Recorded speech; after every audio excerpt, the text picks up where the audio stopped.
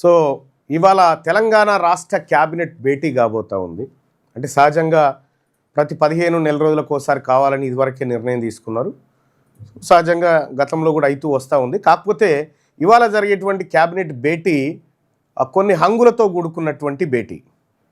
ఏంది అని అంటే జూబ్లీహిల్స్ ఎన్నికల్లో కాంగ్రెస్ పార్టీని బీసీలు గెలిపించినటువంటి నేపథ్యంలో జూబ్లీహిల్స్ ఎన్నికల్లో కాంగ్రెస్ పార్టీని కష్టాల నుంచి బీసీలు బయటపడేసినటువంటి నేపథ్యంలో మొదటిసారిగా రాష్ట్ర క్యాబినెట్ భేటీ కాబోతా ఉంది ముఖ్యమంత్రి అధ్యక్షతన.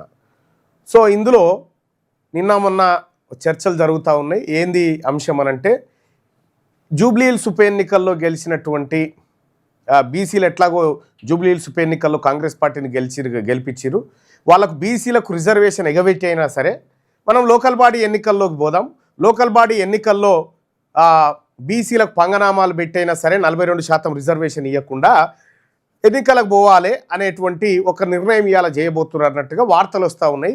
సో ఇవాళ ఆ నిర్ణయం తీసుకుంటారా లేదా అనేది సెకండరీ. కానీ లోకల్ బాడీ ఎన్నికలు 2019లో జరిగినటువంటి ఎన్నికలు, ఆ తర్వాత ఇప్పుడు 2025 నవంబర్ నడుస్తూ ఉంది. 2019 జనవరిలో జరిగినటువంటి ఎన్నికలు ఇంకా 2026 జనవరిలో కనుక జరిగితే 7 ఏళ్ళు పూర్తి అయిపోతాయి. సో కాబట్టి మరి లోకల్ బాడీ ఎన్నికలను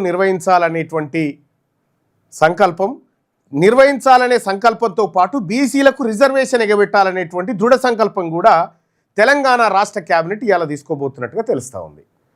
42% రిజర్వేషన్ ఇవ్వకుండా లోకల్ బాడీ కాదు, లోకల్ బాడీలో ఆల్రెడీ మేము 42 క్రాస్ అయిపోయినాం. 42% రిజర్వేషన్ విద్యా ఉద్యోగాలలో ఇవ్వకుండా ఈ రాష్ట్ర ప్రభుత్వం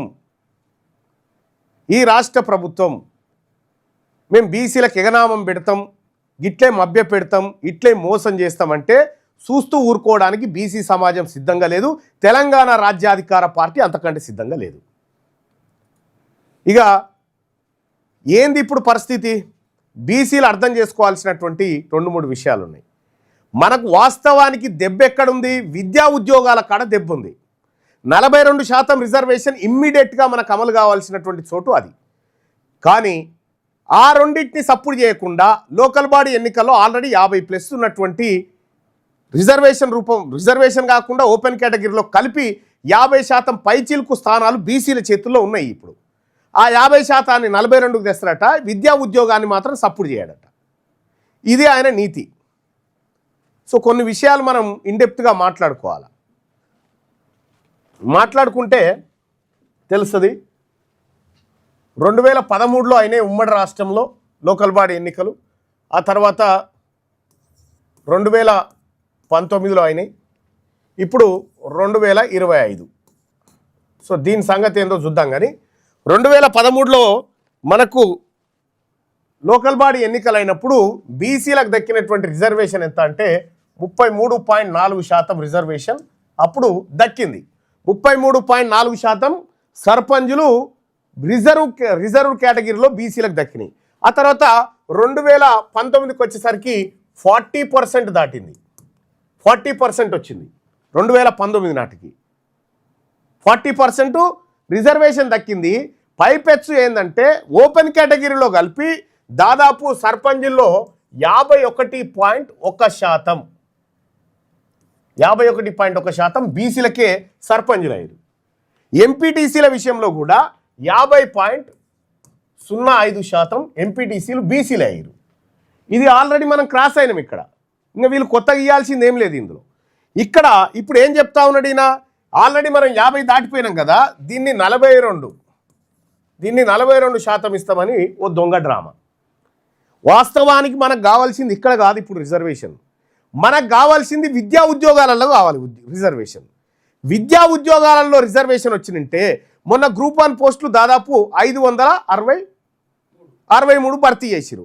అందులో 42% రిజర్వేషన్ దొరికినుంటే ఇలా బీసీ బిడ్డలు రేపు పొద్దుగాల కలెక్టర్లుగా ఎస్పీలుగా ఉండేటోళ్ళు. అక్కడ ఉద్యోగాలు ఇవ్వకుండా దొంగతనంగా దాన్ని భర్తీ చేసుకొని రాని దానికోసం అసలు ఇది రావాలంటే ఏం చేయాలి? పోనీ ఈ 42% రిజర్వేషన్ రావాలంటే ఏం చేయాలి? కోర్టులు ఏమడుగుతూ ఉన్నాయి ప్రభుత్వాలని? కోర్టులు ఏమడుతున్నాయి, ఏదయా లెక్కేదయా అని అంటుంది. ఇష్టమయా రిజర్వేషన్ మేమేం అడ్డం కాదు, నీ సాహిత్యకమైన డేటా ఏడుందో చూపియవా అంటే ఈయన కులగణన చేస్తాడు, పేపర్లు దాచిపెడతాడు దొంగతనంగా. రేవంత్ రెడ్డి కులగణన చేసి లెక్కలు దాచిపెడతాడు. కులగణన లెక్కలు ఎవడు దాచిపెడతాడు? దొంగ దాచిపెడతాడు, భయపడేటోడు దాచిపెడతాడు. ఈ భయపడేటువంటి పిరికి ప్రభుత్వము, ఈ బీసీల లెక్క చెప్పడానికే భయపడుతున్నటువంటి ప్రభుత్వము బీసీలకు రిజర్వేషన్ ఇచ్చి బీసీలను ముందుకు తీసుకొస్తుందా?